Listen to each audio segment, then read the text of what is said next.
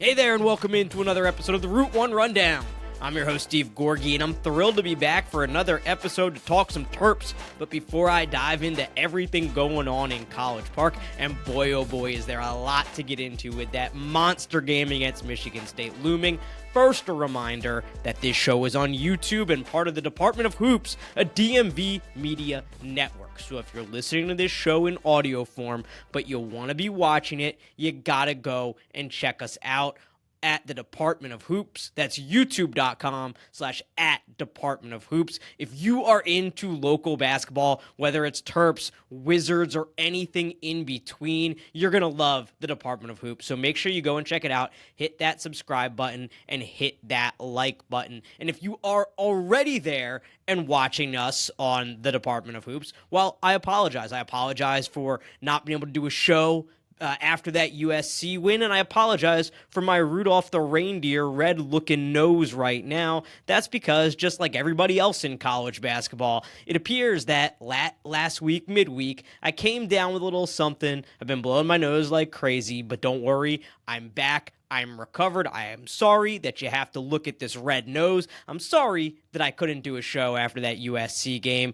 but your boy has been on the rest and recovery plan, and I'm ready to go for this monster matchup with Michigan State this week. And that is where we will start today, because Maryland has a big-time game at home this week. In fact, I think it's one of the biggest of the post-Gary Williams era. So I'm going to start today by previewing that game, then talk a little bracketology, a little seeding, a little Big Ten tournament seeding potential scenarios, stuff along that lines, and then I'll finish off today with my top 5 most anticipated home games of the post-Gary Williams era. So that runs nearly 14 seasons from 2012 until this season, the 2025 season. So a really fun show. Looking forward to it. Let's get right into it, because Michigan State's coming into town, and Michigan State, after taking down Michigan on Friday night, is now at the top of the league at 13-3. They're coming off that big road win over their rival. They've won 3 in a row, and they've really bounced back after losing 3 out of 4.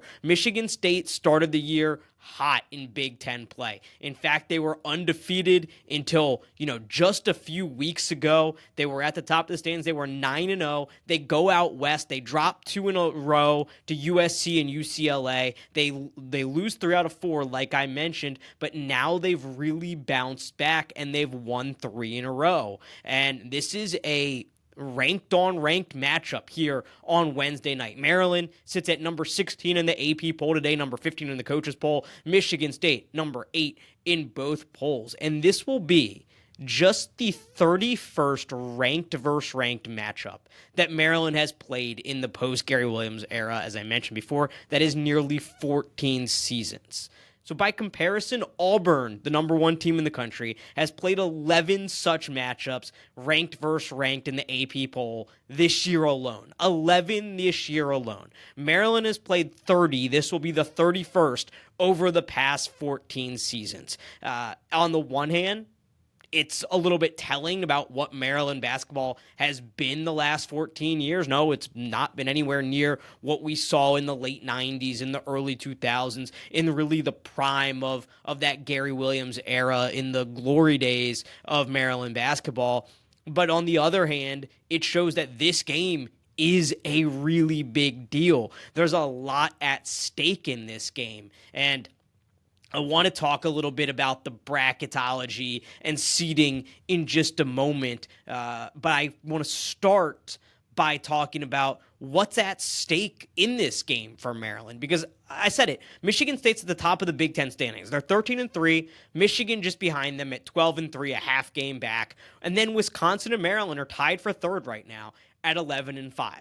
It is within the realm of possibility that Maryland could win a share of the Big Ten title. It's within the realm of possibility that Maryland could be the number one overall seed in the Big Ten tournament. If you look at the odds right now, Michigan State is minus 130 on FanDuel to win the league and get the number one seed in the Big Ten tournament, because if you make a bet like that, you only get paid out, at least on FanDuel, per FanDuel's rules, if that team gets the number one seed in the conference tournament.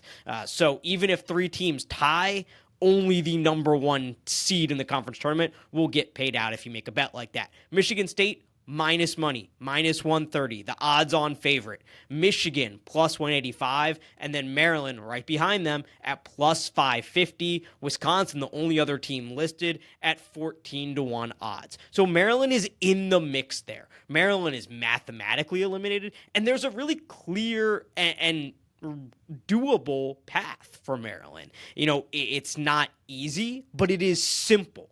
If Maryland wins these last four games, which is Michigan State at home, at Penn State, at Michigan, and Northwestern at home, so two road games, two home games. If Maryland wins out, that's step number one. Then what Maryland would need to have happen is they need either Michigan to lose one more game, not the Michigan State game, so either at Nebraska versus Rutgers or versus Illinois, and that game against Nebraska has just tipped off, so by the time you're listening to this, Michigan might have already lost that game. That's very possible. And then for Michigan to beat Michigan State in their second meeting. Alternatively, Maryland could win out, Michigan could lose to Michigan State, and then Maryland would need Michigan to lose to either Wisconsin or Iowa. So either way, Maryland will very clearly know by the time Michigan State and Michigan play on Sunday, March 9th to end the regular season, who they need to win that game if they want to have a chance to win the Big Ten, to win a share of the Big Ten. It's not an easy scenario. Per KenPom, Maryland has a 15.9% chance of winning out, but it is a relatively simple scenario. Maryland doesn't need that much to go their way, in large part because they still play Michigan State.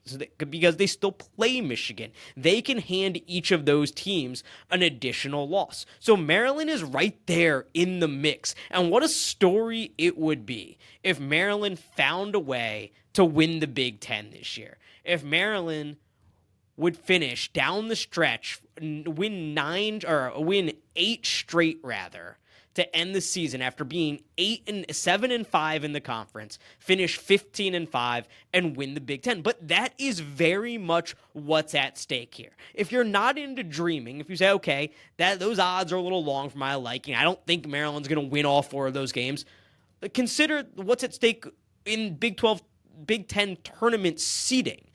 Maryland has the potential to earn a top 4 seed in the tournament, which gets you a double bye all the way to Thursday of the tournament, to the quarterfinal round, which I do think is important. Whether or not you care about the Big Ten tournament or not, whether you care about conference tournaments or not, I happen to care about them. I happen to believe that it is a big deal anytime you have a chance to go on the court and win a championship and cut down a net and raise a banner. I happen to believe that is a very, very important thing. And maybe that's because of how I grew up with the ACC tournament and how important the ACC tournament is to that conference. And I also spent a lot of years going to ACC tournaments, so it really had a special place in my heart. That was one of my favorite things growing up. I'd always do with my family. We would always go to the ACC tournament. So I could be a little biased in that way, but you talk to a lot of coaches out there, you listen to a lot of people who played college basketball, and they will tell you that is why you play the game, is to raise a banner, is to cut down a net, is to win a championship ring. I mean, I'll tell you, look, that 2004 ACC tournament championship that Maryland won, that ranks right up there with my all-time memories, along with anything else that I've seen Maryland do. Forever and always, that 2002 national championship will be my number one favorite memory. But that 2004 ACC tournament run, that is a damn close second for me personally, for a wide variety of reasons. But when you can beat your biggest rivals on 3 straight days in conference, for Maryland in that particular tournament, it was in North Carolina, taking down a bunch of North Carolina teams. That was a really, really special thing. So even if you don't buy into that, even if you're of the John Calipari the school of thought, which is I don't care about the conference tournament. Roy Williams thought this way too. Roy Williams said it's a 3-day cocktail party in Greensboro. Even if you feel like it's not a big deal, getting that bye is a big deal. Because if all you care about is the big dance, the NCAA tournament, how far Maryland can go in that one, well, you want Maryland to not have to play on a Wednesday. And Maryland, this Maryland team could get to a Big Ten tournament final. So I'm sure you'd rather not have them play Wednesday, Thursday, Friday, Saturday, Sunday. Or I'm sorry, I did the math wrong. Maryland would get a bye to Friday. Maryland would get a bye to the quarterfinal round on Friday. So you would rather not have Maryland have to play 4 days in a row, Thursday, Friday, Saturday, Sunday. If they get that bye to Friday, at most they would play 3 days. Is that a little taxing? Yeah, certainly. But it's not nearly as taxing as playing 4 days. So I think that's a big deal in that regard. It also would probably take away the possibility that they could take any sort of bad loss in the Big Ten tournament. It would make it very unlikely for them to take any sort of bad loss that would hurt them from a seeding perspective. So you have that at stake here. And Maryland's in good shape at this moment to get a top 4 seed in the tournament there. Purdue is right behind them, UCLA as well at 11-6. Purdue would have a tiebreaker over Maryland because of that head-to-head victory, but Maryland has a tiebreaker over Wisconsin. Maryland has a tiebreaker over UCLA. And if Maryland can get wins over Michigan State and Michigan, of course, they would have tiebreakers over them as well. I mean, it's very possible that after these 4 games are done, we're looking at it. And Maryland has beat at least 1, 2, 3, 4 of the top, at least 3 of the top, call it 6 teams in the Big Ten. Because let's just say they split these Michigan and Michigan State games. That gives them 1, then Wisconsin's 2, UCLA is 3. It's very possible Maryland will have beaten 3 of the top 6 teams in the Big Ten. They obviously can't beat themselves. So, look, Maryland is right there for that top 4 bye. I think it's a big deal if you care about winning the Big Ten tournament, which I do. I also think it's a big deal if you just care about how rested this team can be from an NCAA tournament perspective. We'll get to some bracket implications of this in just a moment, but let's talk about Michigan State itself. Let's talk about Michigan State as a basketball team and what they do well. They're coming off this big road win against Michigan. It was a game that I definitely thought Michigan was going to win, a rivalry game on the road, a really tough spot for the Spartans, and they came up big. So what do they do well, and what did they do well in that game? Well, their rebounding, as you would expect with a Tom Izzo team, is a huge strength of theirs. They're 13th nationally in offensive rebounding percentage, 20th in defensive rebounding percentage. They are the Big Ten's best offensive rebounding team in conference games only. And that showed up in a big way against Michigan. They had 14 offensive boards, just under a 44% offensive rebound percentage, which is absolutely ridiculous. And including at the very end of the game, Carson Cooper had back-to-back offensive rebounds that really helped seal the game for the Spartans.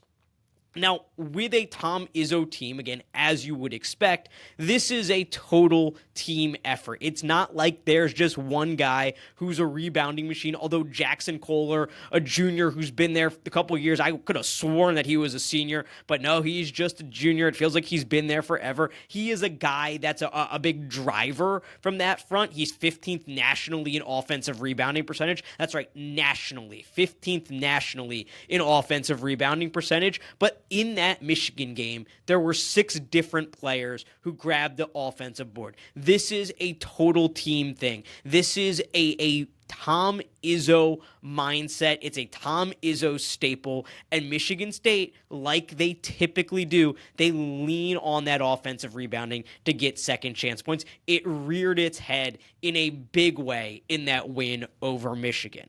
Another thing that stood out to me in that Michigan game is the depth of this Michigan State team. Michigan State's 13th nationally in bench minutes. They have 10 guys who on the season are averaging 14 and a half minutes or more per game. They don't have anybody on the team averaging more than 13 points per game, which is Jaden Akins. He's their leading scorer at 13 points, and he's a guy who has been in East Lansing for a while now. But they have 10 guys 10 guys averaging between 5 and 13 points per game. It really is a wonder what Tom Izzo has been able to do with this team, especially given that these are all guys who can play. There are a lot of guys on this team who came to East Lansing with big names, with big expectations, and with big resumes. You look at this 2023 recruiting class that Michigan State had. It was one of the best in the country. It featured 3 guys in the top 50 nationally in Xavier Booker, Jeremy Fears, and Cohen Carr. Well, all 3 of those guys are back as sophomores, and all 3 of those guys are playing a really important role on this team. And a guy like Xavier Booker, who came in so highly touted, so highly ranked, is really contributing in a limited role, in a limited capacity. He is not a star. He is taking a back seat. But in that Michigan game, I believe he only played 8 minutes in that game,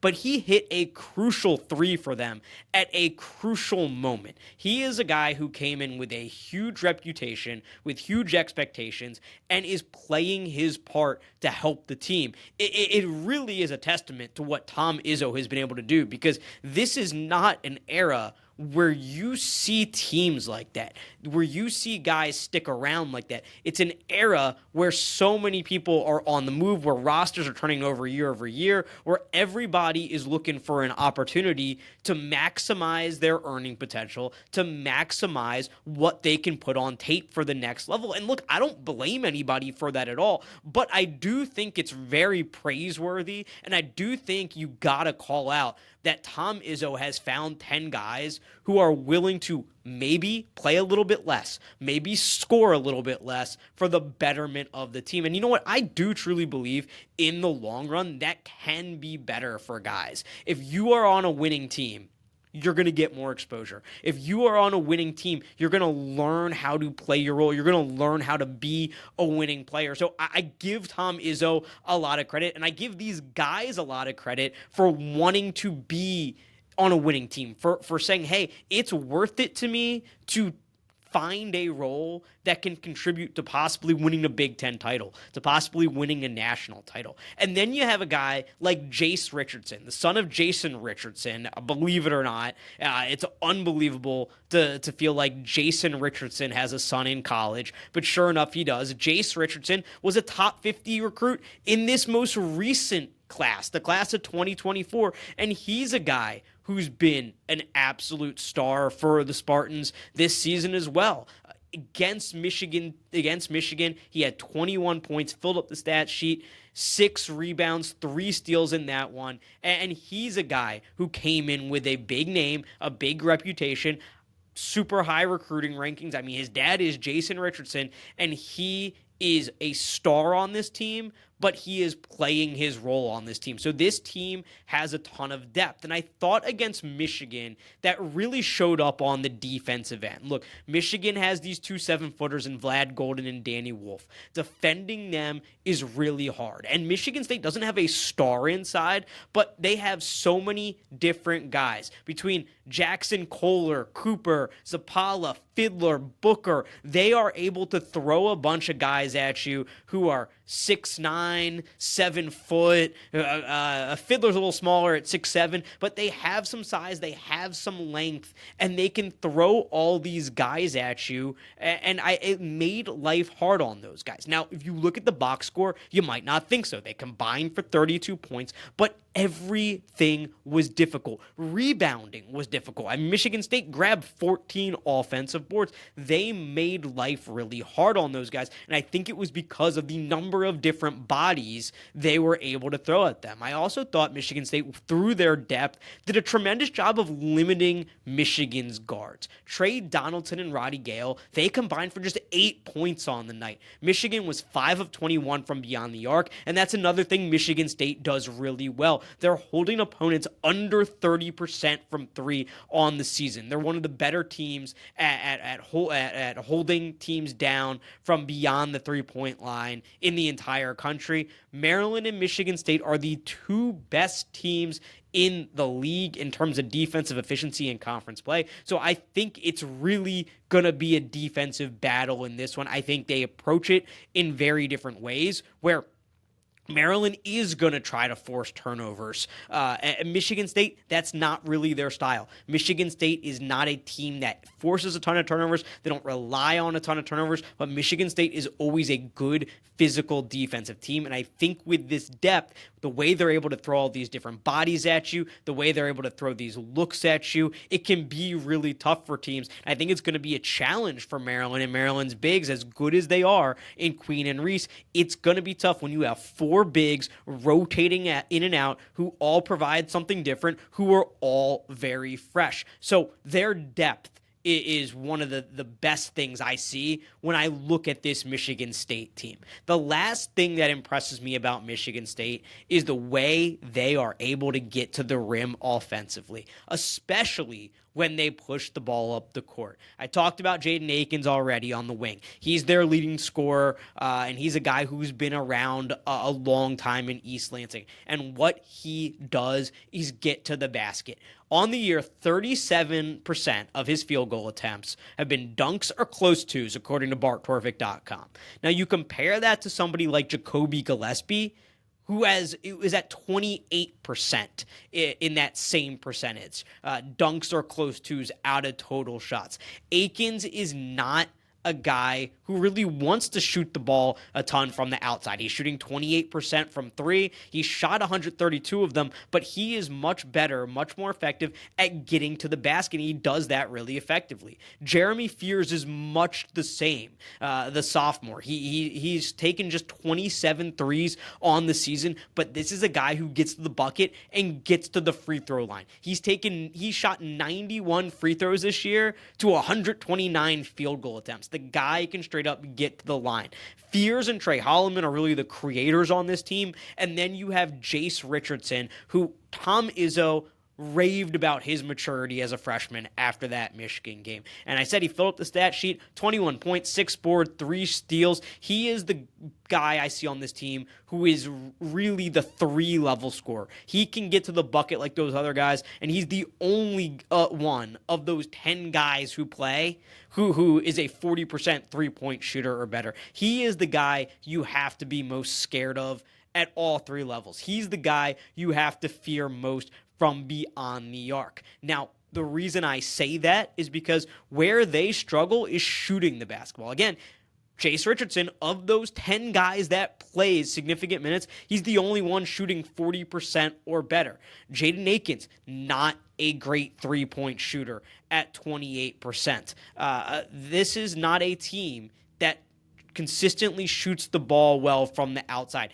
As a team, they're shooting under 30% from beyond the arc at 29.6 on the season. That's 348th out of 364 Division I teams. We saw it against Indiana. They go 4 of 23 from beyond the arc. That's just over 17%.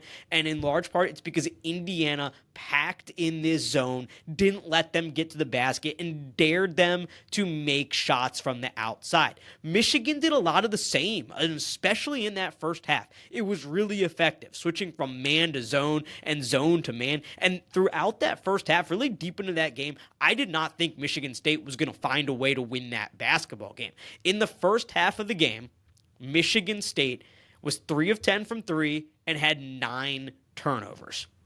And turnovers is another thing that Michigan State can struggle with. In conference play, they have a 17.1% turnover percentage. In their road loss out in the West Coast to UCLA, they had a 25% turnover rate in that game. It's something that they can struggle with at times. So those are the two things Michigan State really struggles with. I would say shooting is more of the concern. Outside shooting is more of the concern to me, if I was a Michigan State fan, than the turnovers, just because of what we saw Indiana do to them, what we saw Michigan do to them in the first half. But don't get it twisted. Don't get it confused. This isn't a team that is just, you cannot shoot at all. You can play a zone against them. You can pack it in. You got to keep them out of the lane, but you can't give up wide open threes, because in the first half of that game, Michigan was really good at, when Michigan State was trying to get into the middle, with having active hands, getting deflections, forcing some of those turnovers.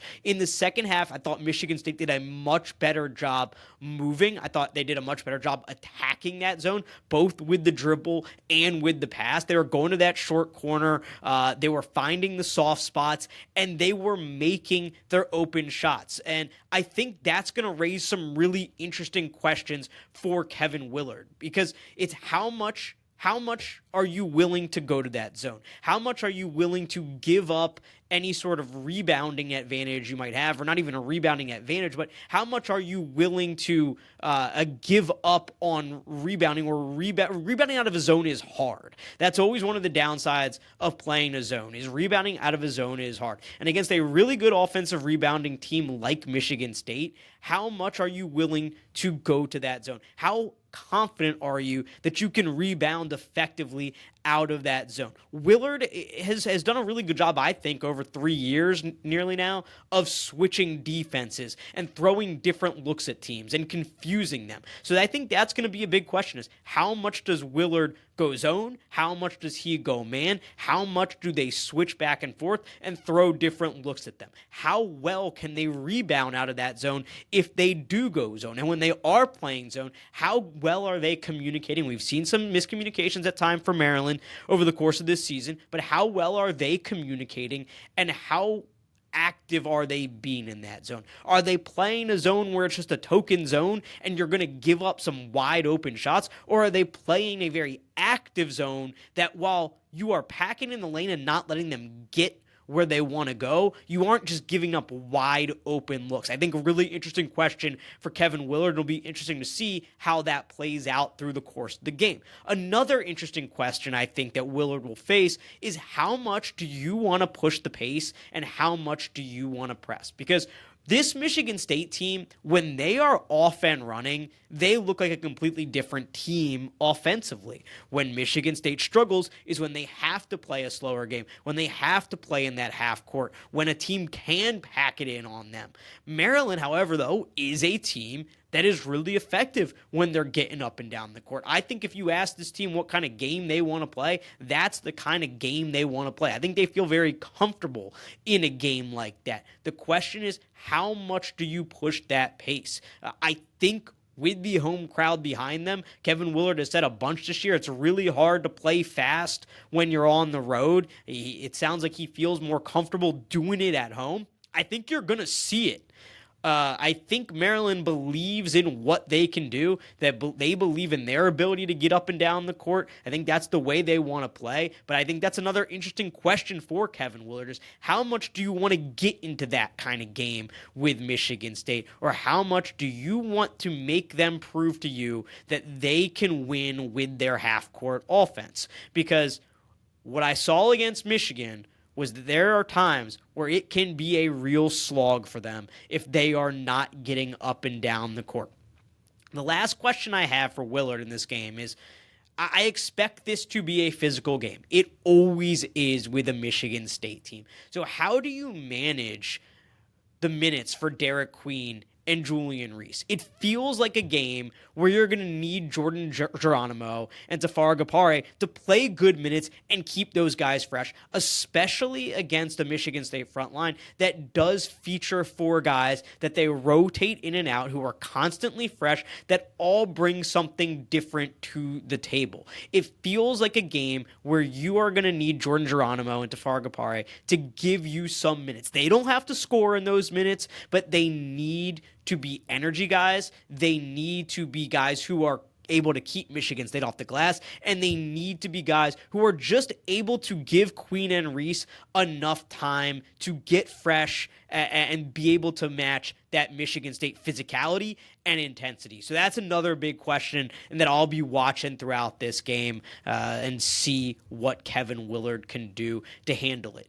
Where does Maryland have the advantage in this game? I really think Maryland's biggest advantage is their ability to be streaky, to hit the three, and to straight up outscore Michigan State. Look, we saw it so many times with Maryland last year. When you are not a good three-point shooting team, life can be very, very hard. The math doesn't math. You don't want to trade 2 for 3 ever. And that's what Maryland can potentially do to Michigan State. Now, I understand Michigan State, one of the best in the country at locking teams down from beyond the three-point line. They're number 7 in the country, holding opponents to just 29% from beyond the arc. Sub 30 is absolutely ridiculous, but I think that's an area where Maryland does have an advantage. We've seen how good this team can be from beyond the arc. And if Maryland's getting those shots to go down, especially if they can clog that zone against Michigan State, I think Maryland could have a real advantage in that regard. Another area where I think Maryland's just going to have a big advantage is the crowd, because this is going to be a ruckus crowd. Look, we're seeing it. Let me bring it up right now on my phone. Make sure I'm getting making sure I'm getting the latest numbers on this. But there's a demand for this ticket on the secondary market. On SeatGeek right now, I am filtering by cheapest ticket that I can find, including fees, any quantity of tickets. The cheapest ticket that I see at this moment, including fees, is $92 for this game. I thought that USC crowd sounded like a really good crowd. Obviously, I was sick. I wasn't there,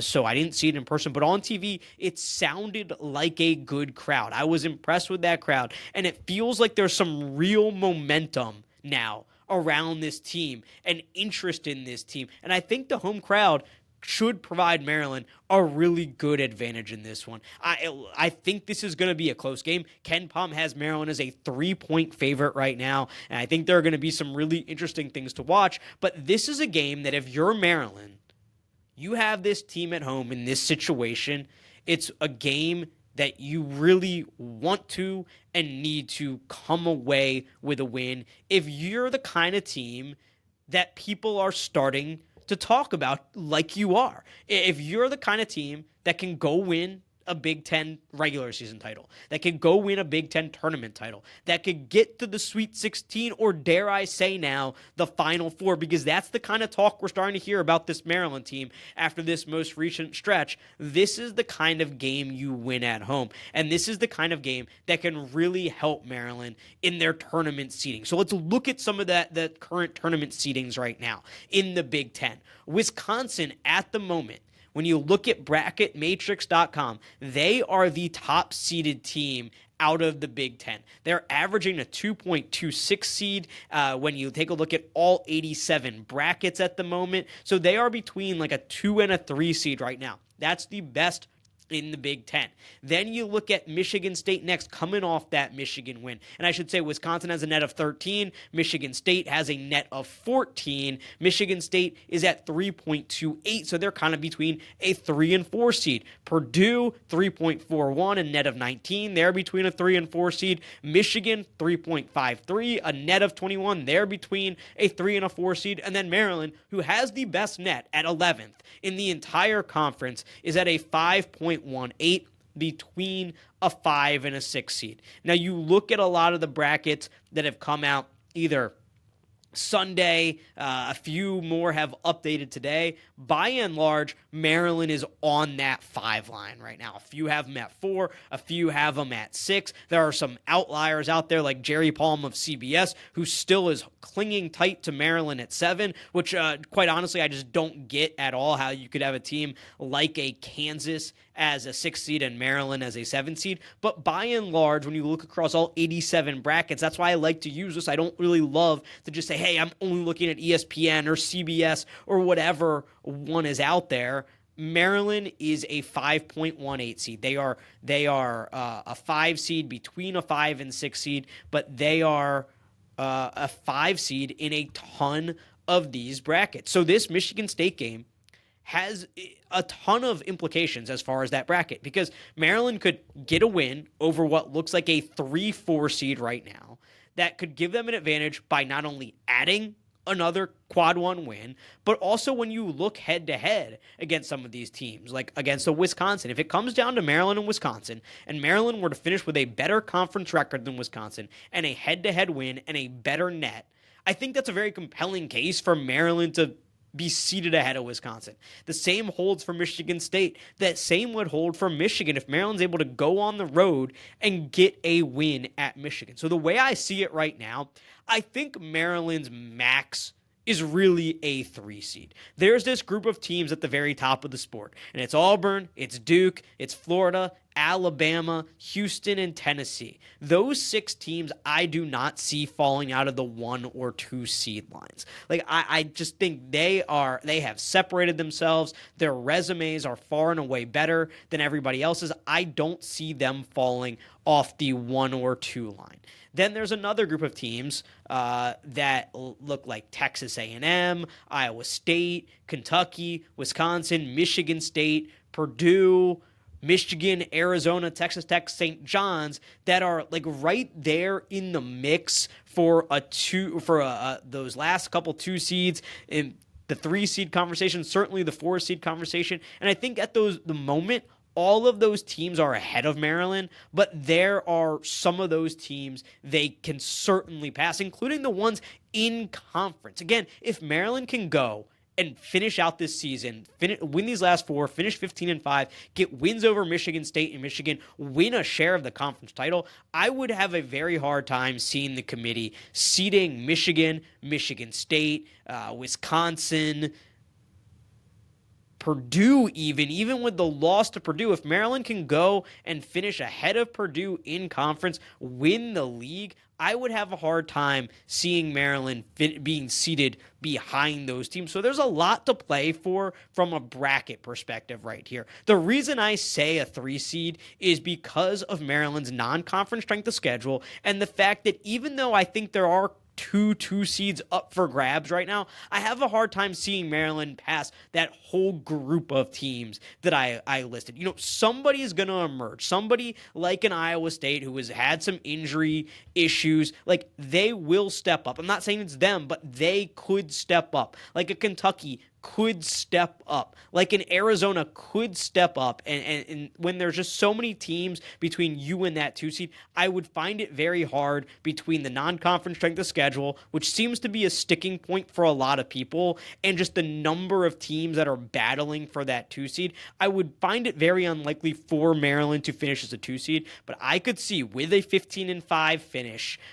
with a strong showing in the Big Ten tournament. I mean, if Maryland wins out in these last 4, presuming that nothing wonky happens, nothing crazy changes with where teams are as far as the quadrant goes, winning out would likely add 3 quad 1 wins, and 2 of them would be on the road. One, the Michigan State game at home, the Michigan game on the road, and the Penn State game on the road. Penn State 69th in the net right now, and top 1 to 75 on the road qualifies as a quad 1 win, so that one's iffy. But if things were to hold, if Maryland wins out, that would give them 3 additional quad 1 wins. That would put them at 9-5 in quad 1 games. It would put them at 5-5 in road games. And I think given everything that they've shown, you play 14 quad 1 games, you go 9-5. I don't really care what your non-conference strength of schedule is, to be perfectly honest. I think that would give them a net in the top 10. So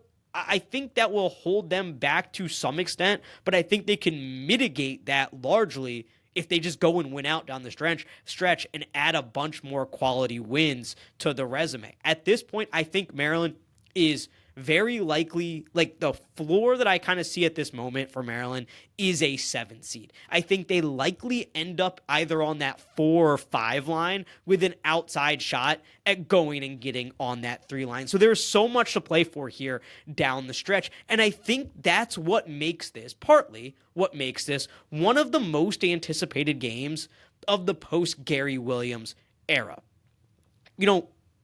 Maryland basketball, by and large, was defined by Gary Williams for so long. He took this program to new heights.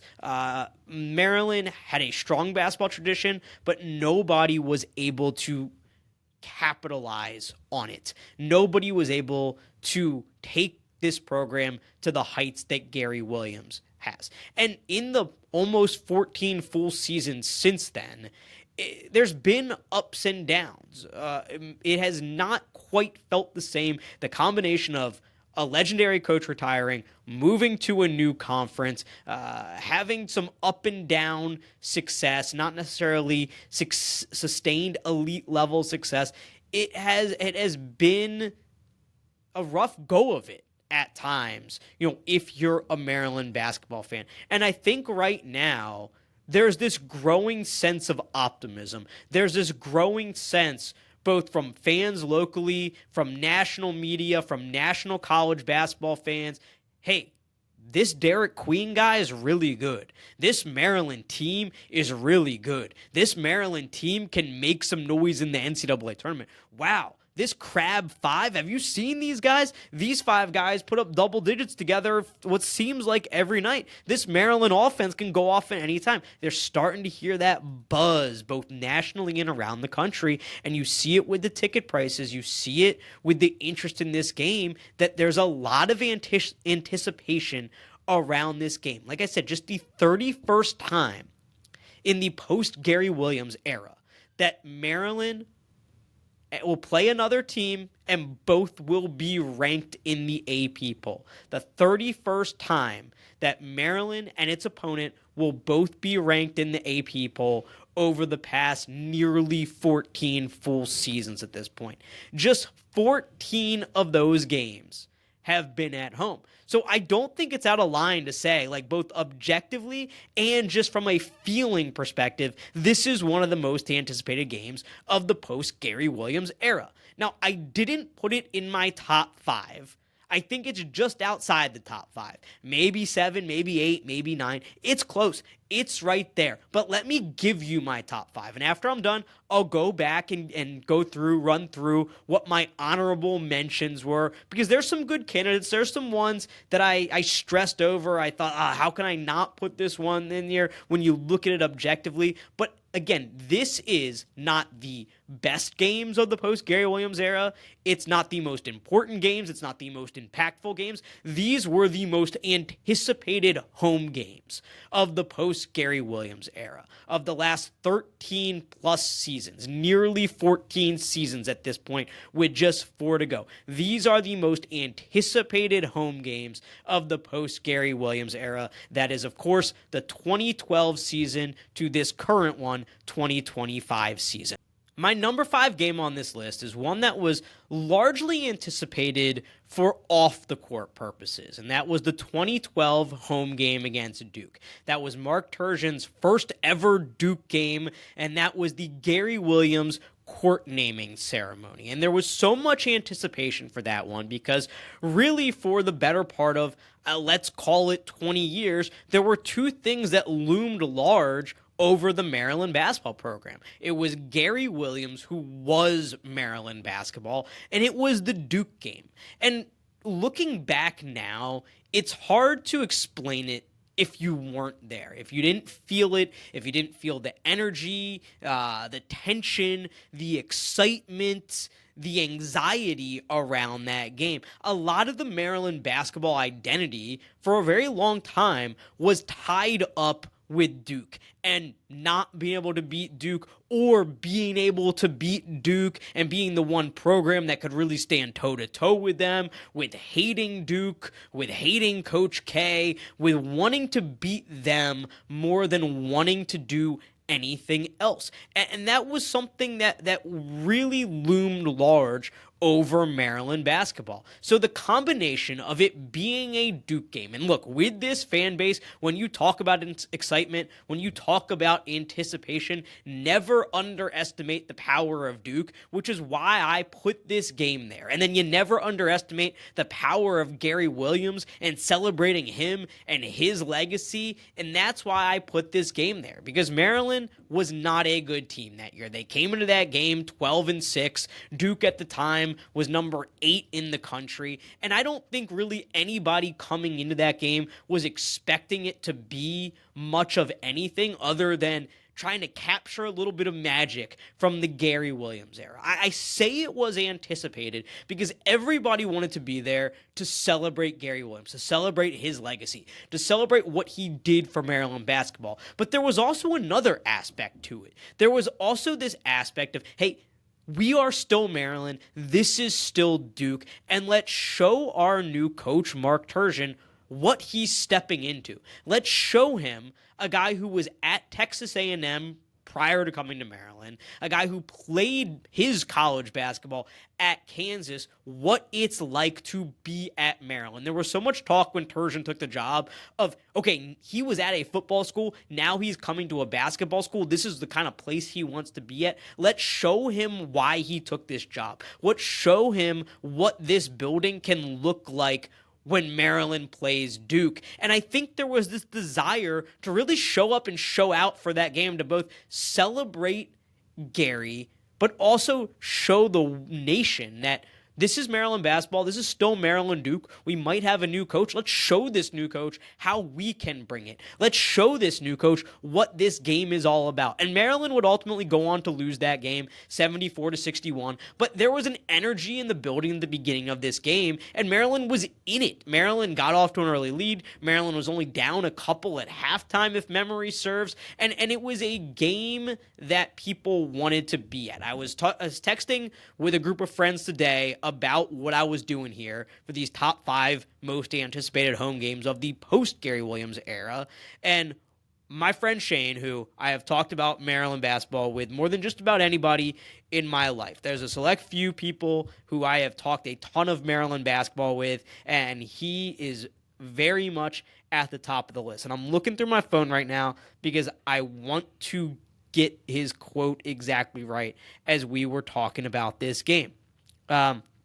Because he said that basically, he said, I vividly remember that Gary court naming game being a Duke game because we had just graduated from Maryland in 2011. He said, I was living at home and spent like $150 that I didn't have for a ticket to come down because I felt like this was, quote, an I can't miss this game kind of game.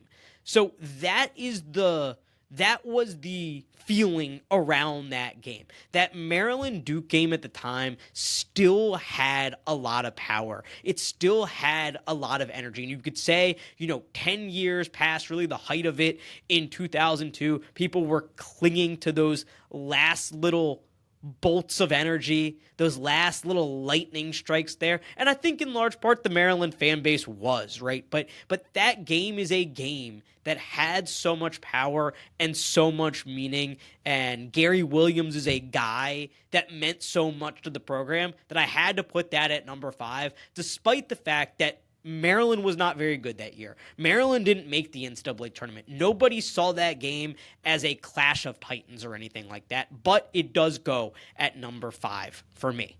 Number 4 was a 2015 game, and it was number 14 Maryland taking down number 5 Wisconsin. And I will admittedly say, this list can be hard. Because when you talk about anticipation, it's really the feeling in the lead up to the game. And this is obviously a game that Maryland won, and that colors it a little bit. But I do feel like this was a highly anticipated game leading up to it, because this was the first year that Maryland had been good in quite a long time.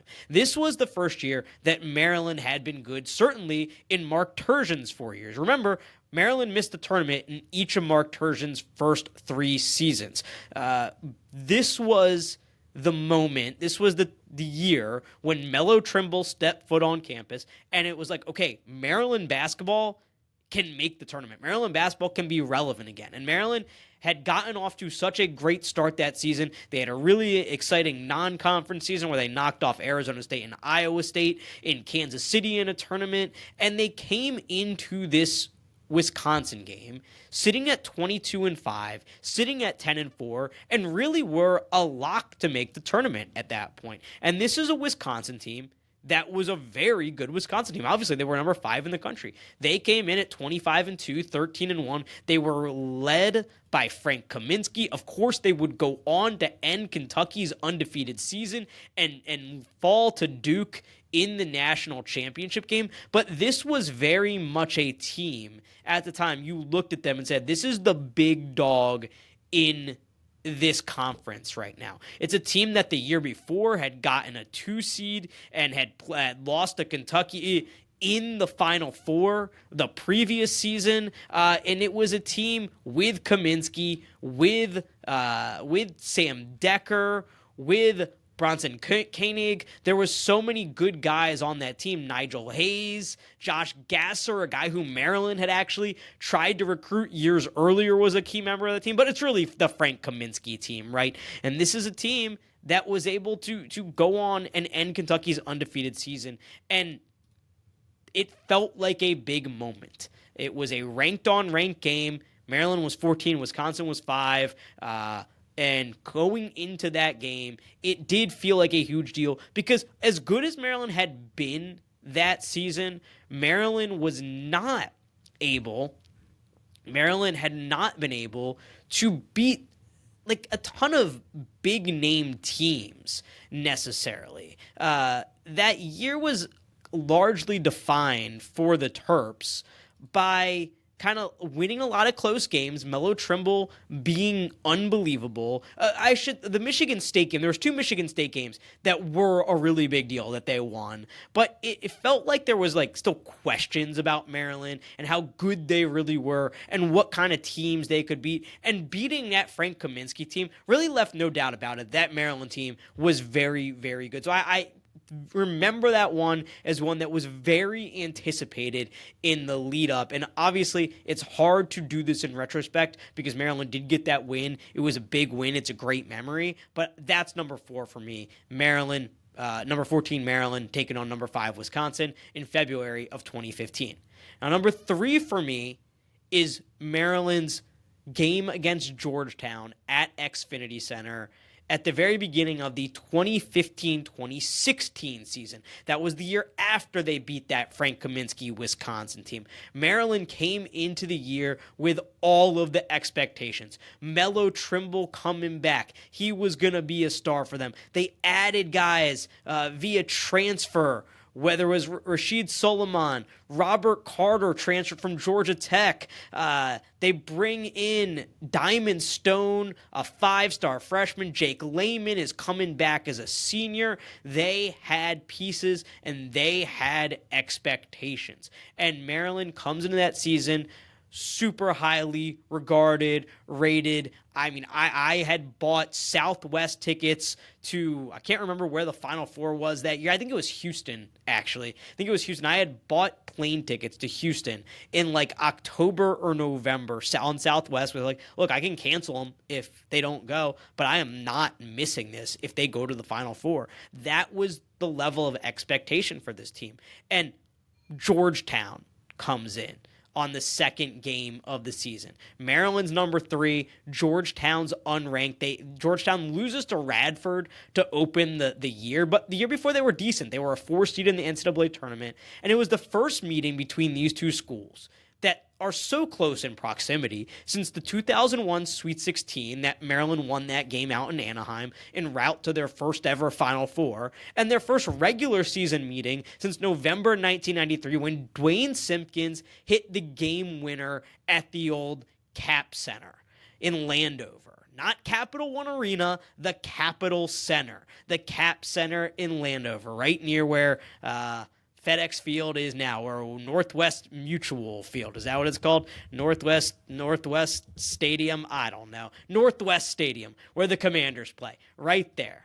There's your history lesson for today, for the day. But Dwayne Simpkins hits that game winner, and that was really viewed. That was the Joe Smith coming out party game, but it was also kind of the Maryland is back game. It's Gary Williams had taken Maryland through these dark years, through these probation years, and that was the moment where it felt like Maryland was back. And those teams hadn't met in the regular season since then, and it was a big deal with all the hype around Maryland coming into that season. They're number 3 going into that game. Then Scott Van Pelt says, I'm hosting SportsCenter live from Xfinity Center after the game. Maryland comes out with these special throwback jerseys, and there was just so much excitement and energy about Maryland basketball and what it could be, and a celebration of the past and this great moment in the past where Maryland had beaten Georgetown en route to its first Final Four, where Maryland had announced its arrival again in November 93 with the win over Georgetown, where you have Scott Van Pelt doing this special SportsCenter. It felt like College Park was the center of the basketball world, and to top it all off, you had this great team with national championship aspirations, and it felt like this was a true Maryland is back moment. We're going to play this cross-town rival, this regional rival. We're going to beat them up big time, and we're going to roll our way to a Final Four. And there was so much excitement, not just about that game, but about that season going into that game, that I had to find a place on the list for it, and I put it at number 3. And Maryland would ultimately win that game 75-71. The year would, of course, not live up to expectations. But one exciting thing, that rivalry will renew again next season, fall 2025. The two teams will play at Xfinity Center. Pumped for that one. Number 2 on my list is February 29th, 2020. Number 9 Maryland hosts number 24 Michigan State. Maryland would ultimately go on to lose that game, but coming into the game, Maryland was 23-5. They were 13-4 in conference, and they had a 2-game lead over their closest competitors in the league with just 3 games left. So Penn State, Illinois, Michigan State, and Wisconsin were all 11-6, 2 full games back of Maryland with 3 games to go. And it was a Saturday night game. College game day came to town, and it felt like this was a little bit of a coronation from Maryland. It was much like that Georgetown game where I said it's an announcement to the college basketball world that Maryland is back and that we are the center of the college basketball world. That's what that game felt like, that Michigan State game day game, with game day coming to town. And especially because Maryland had just beaten Michigan State a couple weeks earlier on the road at the Breslin Center, in one of my favorite games of the post-Gary Williams era. Maryland felt like, okay, we've got our hopes up in the past with Mark Turgeon teams. They've often faded down the stretch, but this year is going to be different because we have Anthony Cowan, we have Jalen Smith, we have a uber-talented guy in Aaron Wiggins. We have a couple guys in Eric Ayala and Daryl Morcell, Dante Scott, who feel like they know how to play their roles. It felt like things were different, especially after that win at the Breslin Center. And that was part of a run that Maryland had run off 8 straight in a row. At one point, Maryland was 3-3 in conference. I'm sorry, they had run off 9 in a row. Maryland was 3-3 in conference, and then they got to 12-3 in conference. They lost a road game to Ohio State. They beat a Minnesota team on the road in excruciating fashion. If I remember correctly, Daryl Morcell really saved them at the end of that game. But nevertheless, they had gotten to 13-4, 2 games clear of everybody else, and it felt like this moment where it's like Maryland is ready for a big-time March run, and game day is here to tell everybody how good this team was. I was living in Atlanta at the time. I flew up for that game. My birthday is March 1st, so that was, I guess, the day before my birthday. I always forget how February works. Yeah, February has 29 days sometimes 28. So, yeah, that was the day before my birthday. I flew up from Atlanta for that game. It was really the last thing I ended up doing before COVID, certainly the last travel I did before COVID, and I was so excited for that game. And I went to game day. I remember the energy in the building. We had stuck around College Park like the whole day. I remember there were so many different people that I knew who were going to the game, that I hadn't seen in a long time, that were there. Everybody was excited about that game. It was a meaningful moment. And again, it felt like a coronation. It felt like Maryland was going to win that game. They were going to clinch their share of the Big Ten title, and then they were going to go and finish that thing off. How could they lose a 3-game lead or 2-game lead in the Big Ten with 3 left to play, especially with Rutgers on the road and Michigan at home as the 2 after Michigan State? It felt like this coronation, and so many people were just excited to be there. People who maybe had been down on Maryland basketball in the past, who didn't believe, had been burned in years past. And look, there was a lot of burning being done. I mean, I was there. I'll never forget that Northwestern Big Ten tournament game at the I think it was Verizon Center at the time, now Capital One Arena, that Maryland was basically hosting the Big Ten tournament and lost to Northwestern at home. Like, there had been a lot of disappointment, a lot of late season disappointment, a lot of letdowns over the course of the Mark Turgeon era. And this felt like the time where things were going to be different because this team was more talented. They had a guy in Anthony Cowan who simply would not let them lose. And again, they had just beaten Michigan State on the road in the Breslin Center 2 weeks earlier. There was so much excitement for this game. Obviously, a lot of it did not come to fruition because Maryland lost that game 78-66. They would ultimately go on to win a share of the Big Ten title, but it always felt a little bit hollow, to me anyway, and I think a lot of people, because it was a 3-way tie for the Big Ten title, and it was a situation where Maryland had that 2-game lead with 3 to go. It felt like it was Maryland's to win, and they couldn't close it out. They couldn't win it outright. And then, of course, the Big Ten tournament and NCAA tournaments were canceled, and we'll never know what would have happened with that team. I personally tend to believe that that team had faded down the stretch. They did rebound very nicely to beat Michigan to end the season after dropping 3 of 4 to Ohio State, Michigan State, and Rutgers. They could have completely thrown it in, and they didn't. And Anthony Cowan is one of my all-time favorite players, but that team felt like it was fading, and that team felt like it had some flaws, particularly the three-point shooting and the lack of scoring depth. There are people out there who swear to you Maryland was going to go to the Final Four that year. I don't know. Nobody will ever know. But it felt very similar to years past after that Michigan State game. But at that point, when we were leading up to that game, when game day was coming to town, that was not in anybody's mind. It was excitement. It was, this Maryland program is in the spotlight. College Park is the center of the college basketball world, as it should be. And everybody who has ever put on a Terps hoodie was excited to watch that game and get to that game if they could.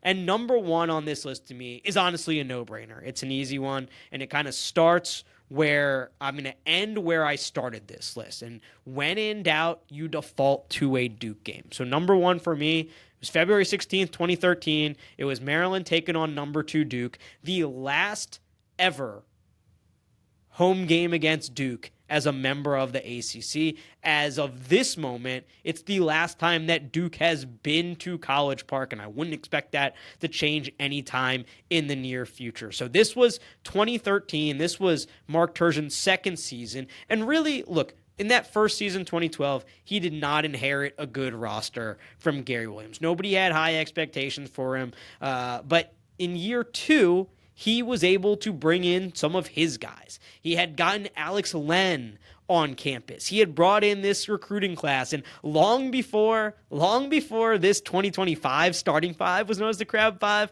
there was another Crab 5. It was the recruiting class of 2013, or of 2012 rather. The recruiting class of 2012 was the original Crab 5, if memory serves correctly, which included guys like Seth Allen, Charles Mitchell.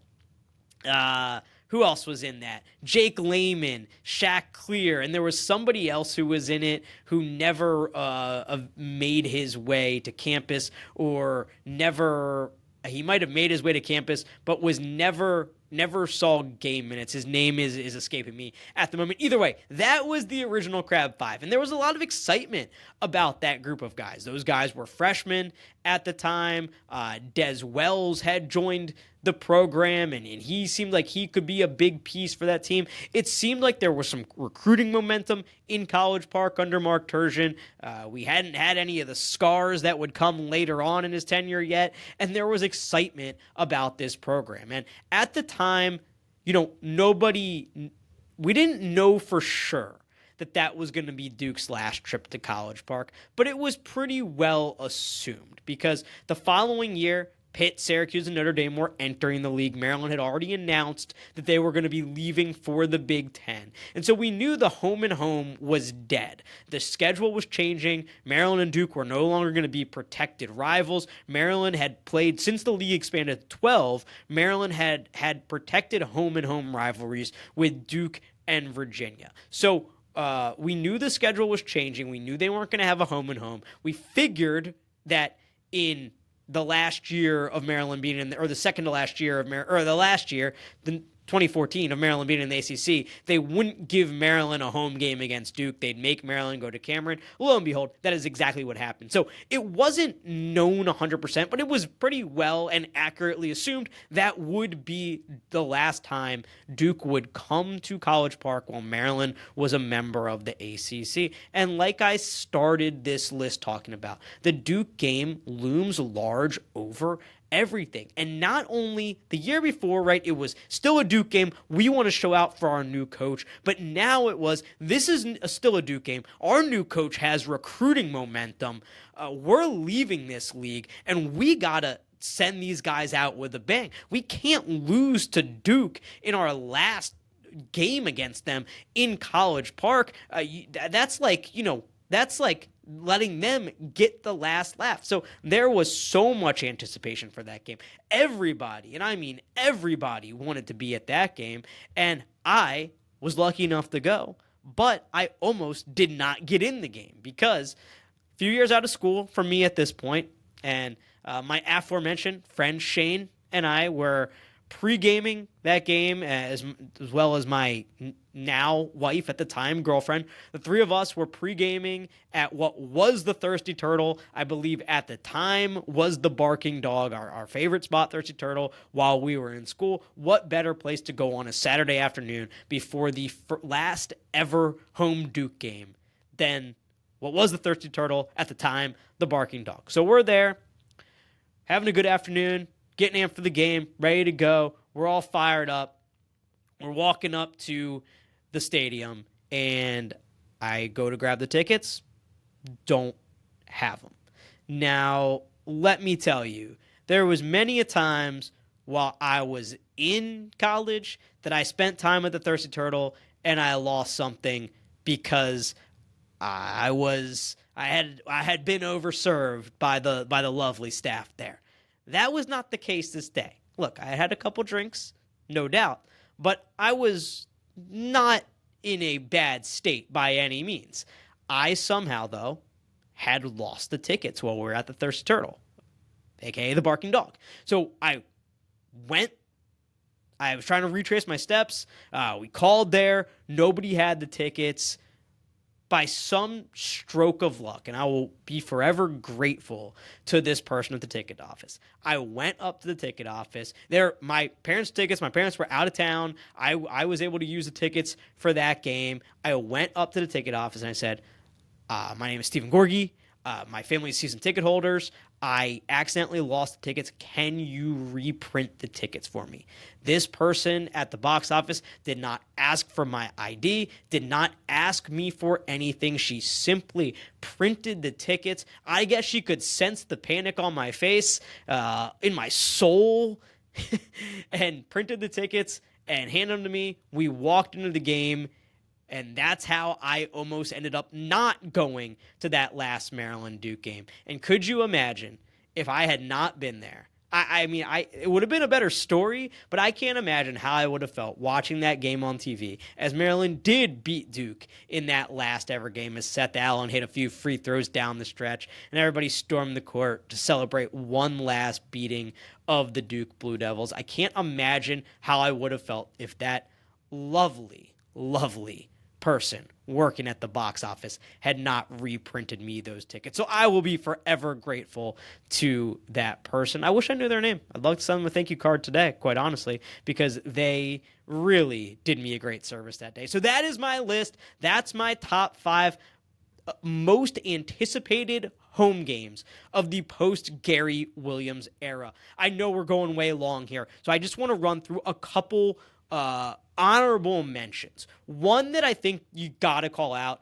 is the end of the 2015 or the end of the 2014 season. Maryland not having a good year at all, entered 16-14, 8-9 overall. It was Maryland's last ever ACC regular season game.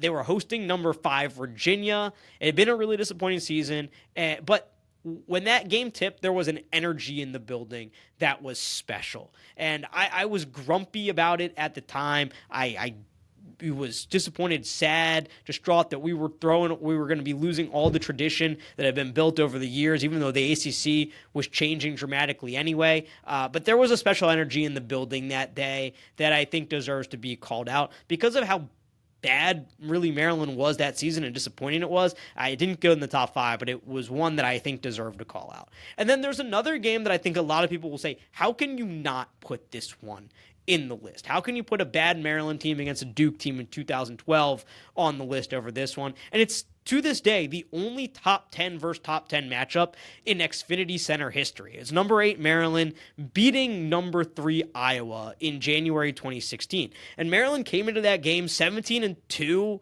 They had just lost in Michigan State though, which had taken a little bit of the luster out of the game. And it was against an Iowa team that was 16-3, undefeated in the Big Ten, but they had lost to Dayton, Notre Dame, and Iowa State earlier in the season. There was a guy on that team named Adam Woodbury who the year before had a few eye-poking incidents, including one where he had poked Mello Trimble in the eye in a Iowa win over Maryland in Iowa City. And so there was a little bit of bad blood between the teams. It was a top 10 matchup, but I feel like had the name at the time said number 3 North Carolina instead of number 3 Iowa, there would have been a lot more anticipation. It was still at a time where Maryland was so new in the Big Ten that I don't think playing a number 3 Iowa team meant nearly as much.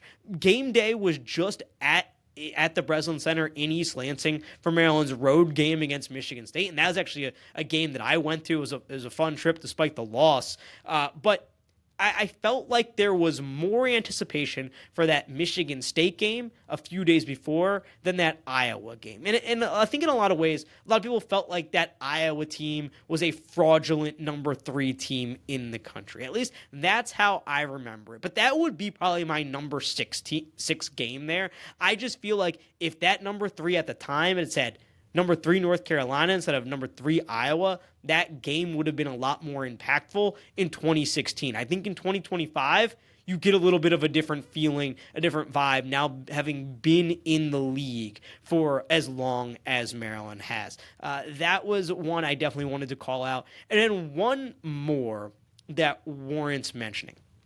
So, of course, Maryland does go on to win a share of the Big Ten title in 2020. And they did it by beating Michigan, a top 25 Michigan team, number 25 Michigan, at home on March 8th, 2020, to win that share of the Big Ten regular season title. I didn't put it on the list because I felt like it was anticlimactic after that Michigan State loss, with the team scuffling, losing 3 out of 4. And then you had the fact that COVID was looming. I mean, we were at the point where we very much knew what COVID was, and we were less than a week from COVID essentially shutting the whole world down. So I remember, talking to people the day before about like, are you going to this game? Do you think their crowd's going to be like not quite as big because of this COVID thing? I mean, look how naive we were then, given that the whole world was going to change in less than a week. So I feel like the crowd is as much about, the crowd, and this is all about fans. This is all about the crowd. This is all about how people feel leading up to a game because of those two things, because of the way the team was scuffling, because of the disappointment following the Michigan State game, because of what we knew about COVID at the time and how COVID would end up shutting everything down less than a week later, it did not feel like that game was nearly as anticipated as that Michigan State game, especially given the disappointment of that loss. So that is my top 5. Again, I'll read it one more time. Number 5, Maryland versus Duke in 2012. That's the Gary Williams court naming ceremony. Maryland versus Wisconsin in 2015. Number 14, Maryland beats number 5, Wisconsin. Number 3, Maryland beats Georgetown on November 17th, 2015. Number 2 was February 2020, number 9, Maryland falls to number 24, Michigan State with College Game Day in town. And number 1 was an unranked Maryland taking down number 2 Duke. The last time Duke would come to College Park while Maryland was a member of the ACC. That's the show for today. Enjoy the Michigan State game, everybody. I will be back later this week to break it all down. Until next time, this has been the Route 1 Rundown.